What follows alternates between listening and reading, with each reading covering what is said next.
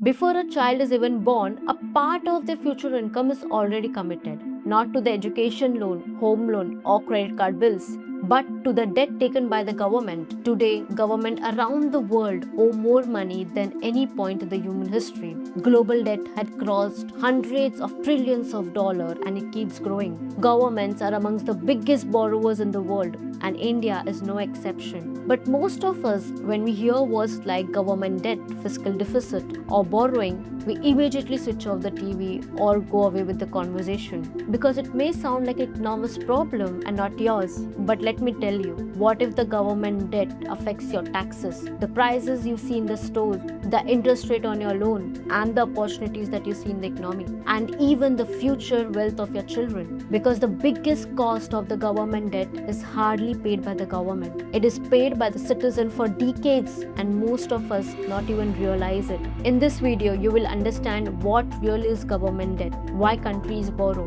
do really debt help the countries to grow or it destroys, and more importantly, how government debt affects your daily life. Namaste friends, I am Rohini and you're watching the knowledge series of Fincash.com.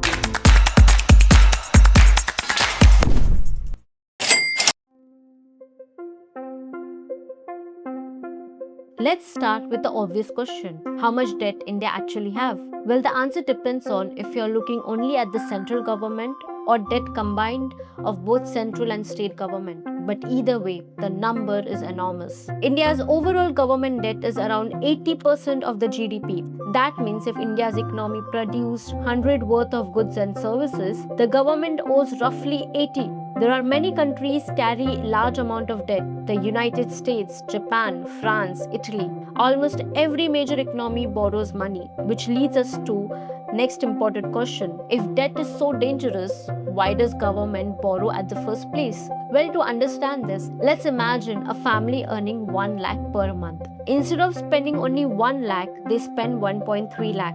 The extra 30,000 comes from borrowing. Governments work similarly. They collect money through taxes, but they spend on roads, railway, infrastructure, defense, healthcare, education, public service. When spending exceeds income, they borrow. But in contradiction to popular belief, debt is not always bad. In fact, many good things that we enjoy today is just because government borrowed money. Like modern highways, metro system, ports, airports, power infrastructure, digital network. Debt becomes a problem only when borrowed money fails to create future growth. That is the difference between productive debt and unproductive debt. Debt itself is not dangerous, but uncontrolled debt is, because every loan creates an obligation, and that obligation comes with interest. Imagine taking a home loan. At first, the EMI seems manageable, but as debt grows, more of your income goes toward repayment. Less remains for everything else. Government face the same challenge. The more debt they accumulate, the more money they spend on interest. And money spent on interest cannot be spent anywhere else. This is where the hidden cost begins. And understanding these hidden costs is very important because the government debt does not stay in government balance sheet. Eventually, it finds its way into your wallets, into your opportunities and your future. So let's start with the cost most people often feel, that is inflation. When government consistently spend more than they earn, they often stimulate additional demand in the economy.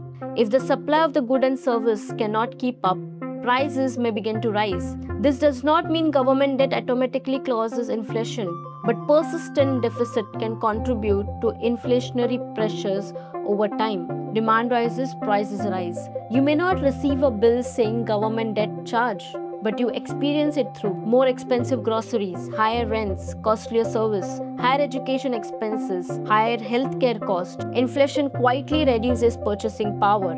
And for ordinary householders, it often feels like they're earning more but progressing less. The second hidden cost is higher taxes.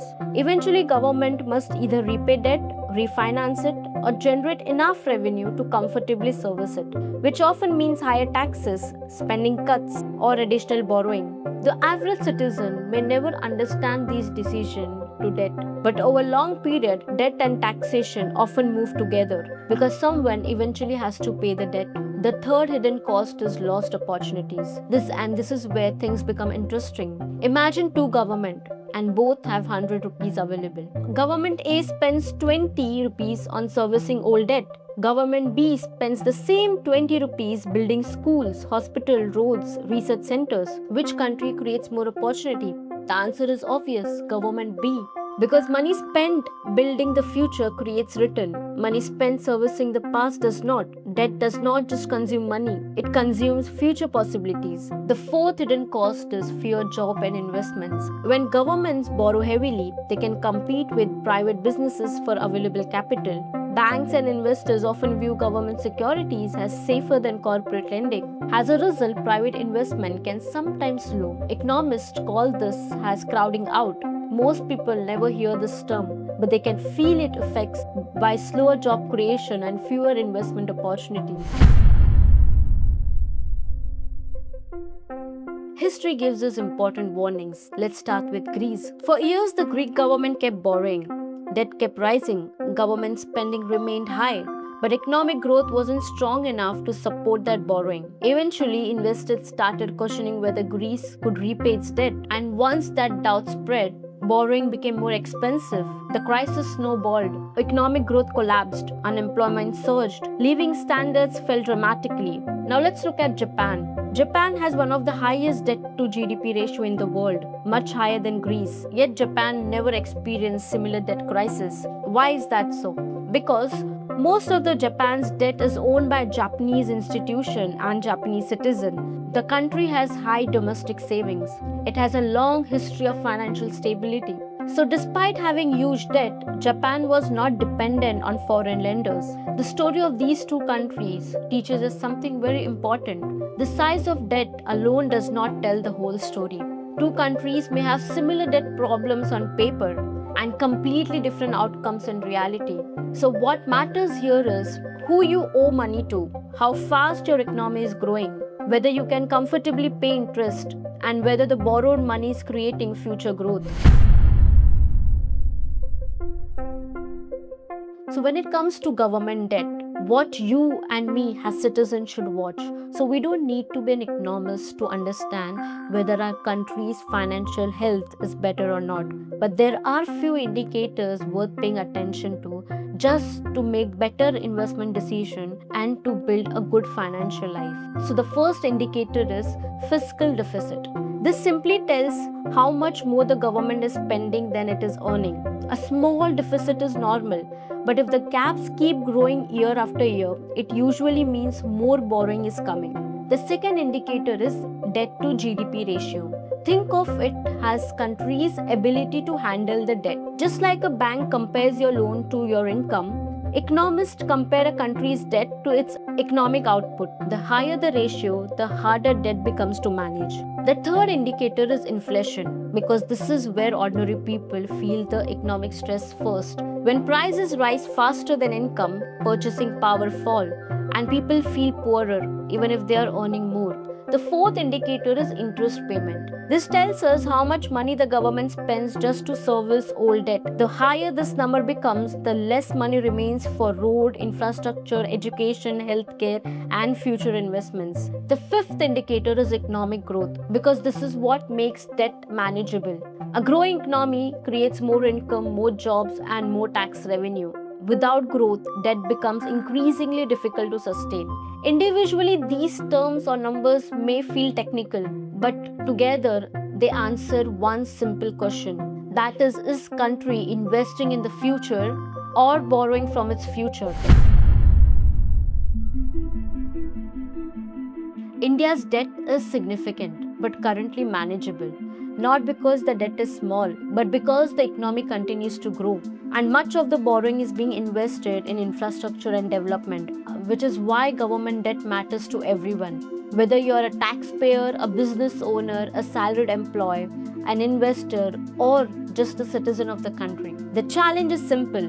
Every borrowed rupee must create more value than it costs, because debt is not judged by how much is borrowed, but by what is built with it.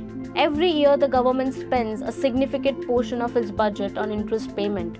In fact, interest payments are among the largest items in India's annual budget. Before a single project begins, a part of the budget is already committed to the past. As most people think that wealth is determined by how much they earn, the nation works the exact same way. The future is not determined by how much a country borrows, but by what is built with that borrowed money. Debt can build highway or can create more burden. It can create opportunities or postpone problems. For investors, this is why economic growth matters so much. A country that uses debt to create productive assets can generate more jobs, higher income, stronger business, and better long-term investment return. Every rupee borrowed today is a promise made for the better tomorrow. The real question is not whether India should borrow, but the real question is whether today's borrow is creating enough growth and opportunities to justify the burden on the future generation. Because the government debt is not dangerous because it simply exists. It becomes dangerous when borrowed money stops creating future growth. And this is the hidden cost of the government debt. That is, today's borrowing ultimately becomes tomorrow's responsibility. So, as citizens, we need to know how the country's economics is running, because it is us who have to deal with the cost pricings, who have to face the growth opportunities and equally deal with any kind of things that the country faces. Let us study and read, or at least hear the situation of our country, support it, and make our financial life much better by understanding it and by being an active citizen of the country.